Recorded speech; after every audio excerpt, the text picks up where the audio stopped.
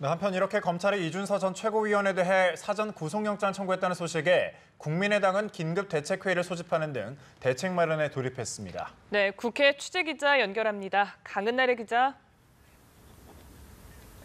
네, 자체 조사에서 당원 이유미 씨의 단독 범행으로 결론을 내렸던 국민의당은 오늘 아침 검찰이 이준서 전 최고위원에 대해서 사전 구속영장을 청구했다는 소식에 당혹감을 감추지 못하는 모습입니다.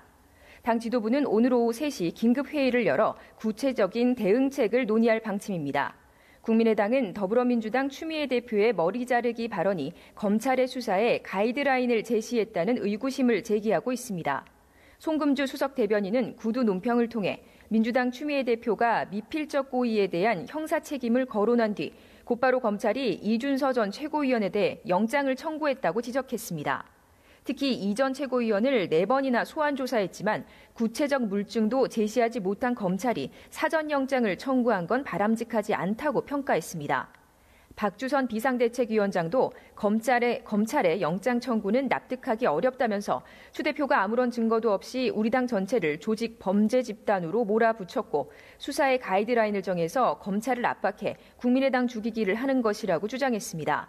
반면 더불어민주당의 고위 관계자는 책임 전가를 하기보다 민주주의를 유린한 것에 대해 석고대죄해야 한다면서 이제는 국민의당 안철수 전 대선 후보와 박지원 당시 선거대책위원장이 국민 앞에 입장을 내야 한다고 말했습니다.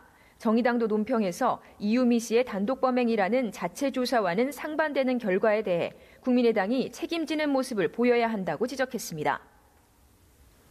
민주당 추 대표와 대립해 국회 일정을 보이콧해온 국민의당이 복귀하기는 더 어려워진 상황이 됐군요.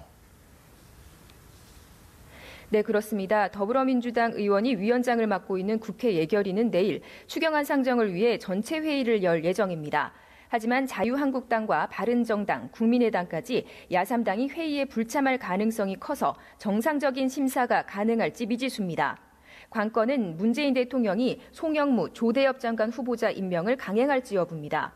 내일이 인사청문 보고서 2차 재송부 시한입니다. 현재 야권은 청와대가 임명을 강행할 경우 국회 보이콧을 계속하겠다는 입장입니다. 추경안이 결국 예결위 문턱을 넘지 못한다면 정 의장이 본회의에 직권상정할 수도 있습니다. 하지만 요건이 까다롭고 전례도 없어서 실현 가능성은 희박하다는 관측이 지배적입니다. 지금까지 국회에서 전해드렸습니다.